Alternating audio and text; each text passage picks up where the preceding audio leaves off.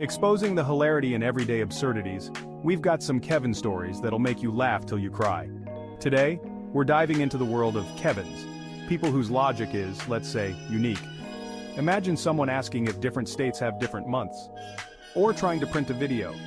Yup, these gems exist. One Kevin mistook a menu abbreviation for a dish name. What's the soup du jour?